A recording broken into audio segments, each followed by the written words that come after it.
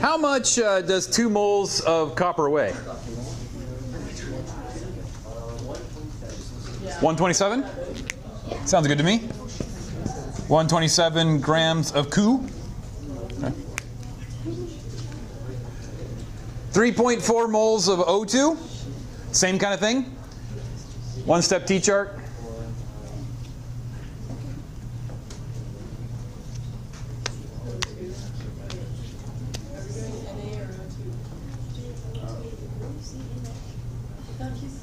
Oh, 3.4 moles of O2. What is the mass of 3.4 moles of O2? Oh, I thought you were, I get it. Okay, yes. No. Yeah. I like to use 3 numbers. What we used to call significant digits. And then someone decided you didn't need to learn significant digits. Just 3 numbers. If you're really curious about how to properly round the proper way, then just go online, go to YouTube, and search for significant digits. Get all the instructions you can.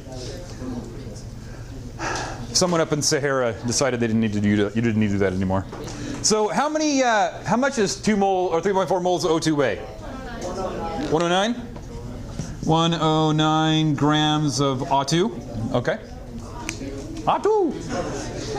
Do you want to continue or move on? Continue? One more.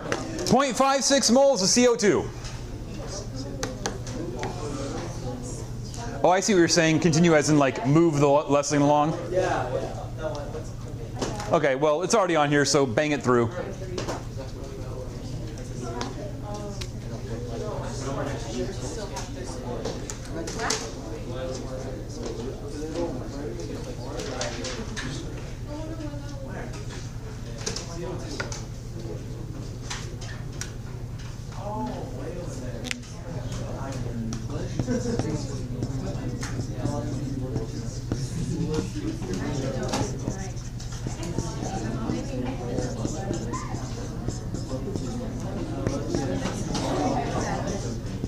So what is the mass of 0.56 moles of CO2? 24.64? 24.6 grams CO2? Okay, give me a thumbs up if you're comfortable with the beginning part of stoichiometry. Sounds good, moving on.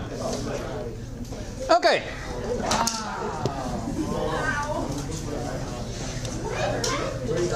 Let me ask you this, guys.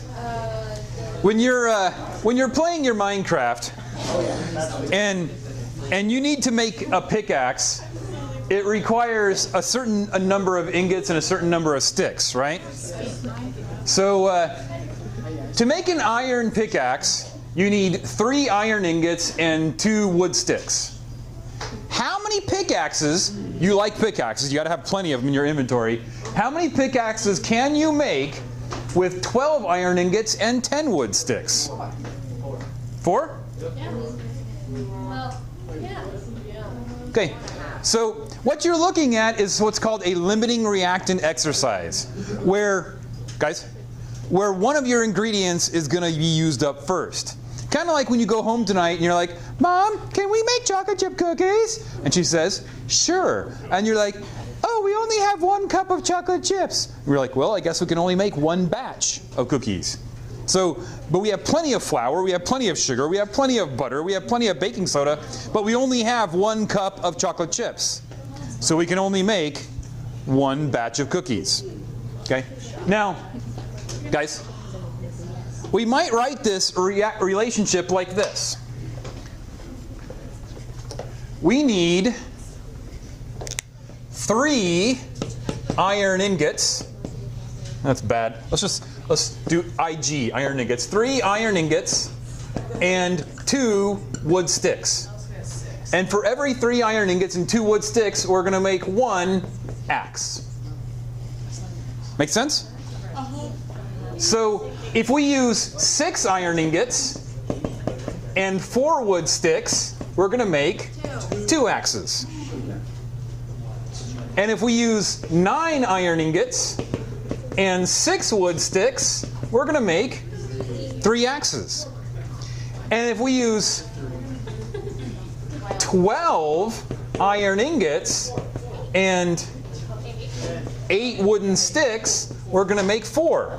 But look what happened to our iron ingots. Yeah, we're all out of iron. Guys, I realize you want to tell your Minecraft war stories, but let's focus. Okay, let's focus. We only have a few minutes left, so guys, focus.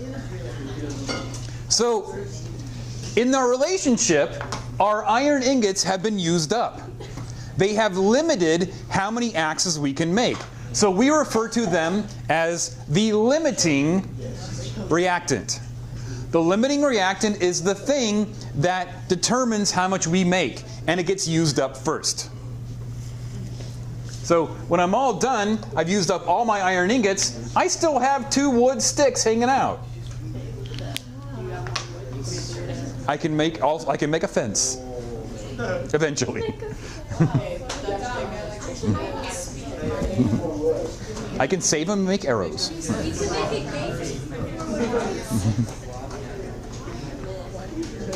Okay.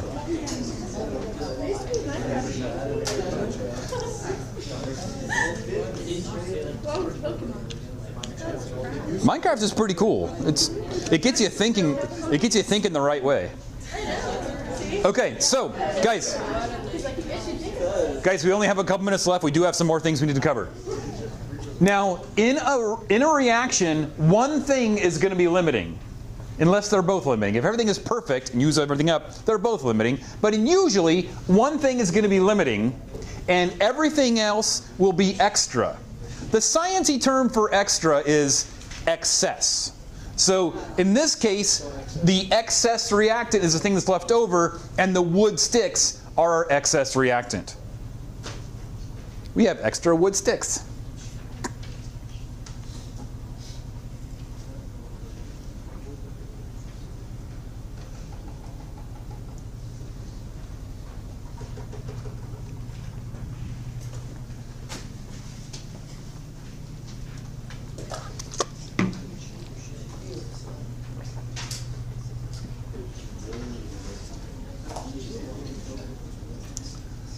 Okay, so that's the idea.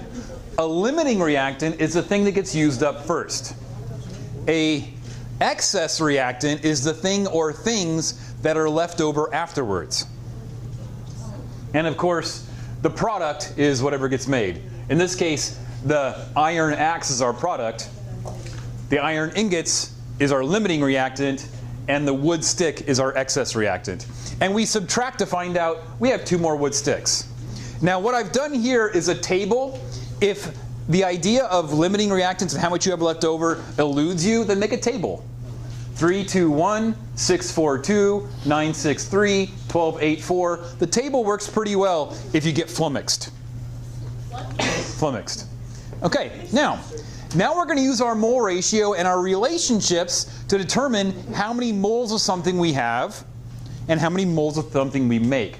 For instance, when copper and chlorine react, when copper, which is just Cu, reacts with Cl2, it makes copper 2 chloride, CuCl2.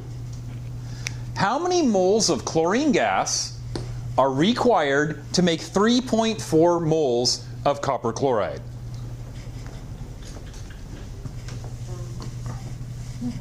So, works like this. Once again, our relationship is just our copper plus our chlorine makes CuCl2, and I chose this because it's already balanced. If I have 3.4 moles, or I want 3.4 moles of CuCl2, I realize, that the mole ratio of CuCl2 to chlorine is 1 to 1.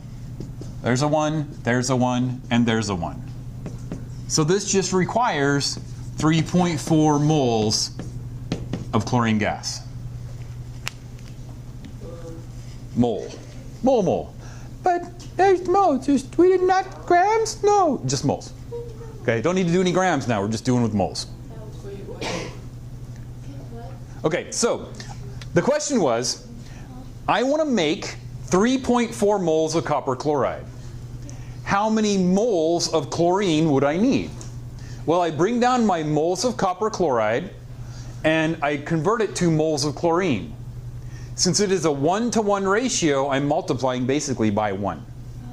So I would need 3.4 moles of chlorine to make 3.4 moles of copper 2 chloride. Now, let's do another one with the remaining time we have. Determine the moles of oxygen gas released by the decomposition of 5.6 moles of water. That's the relationship for the production of water. Decomposition of water is exactly the same.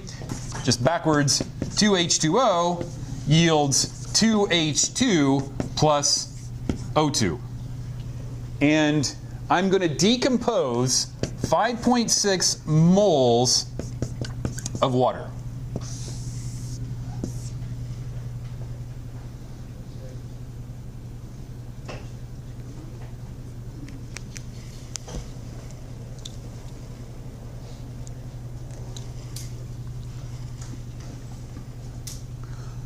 What do I bring down?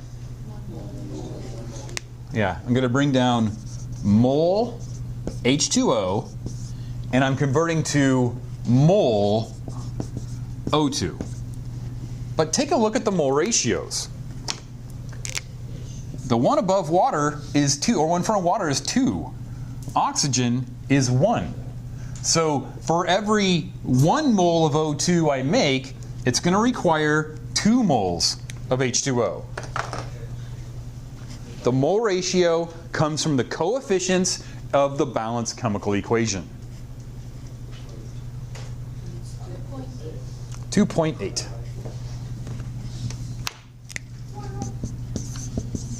And our unit is mole O2.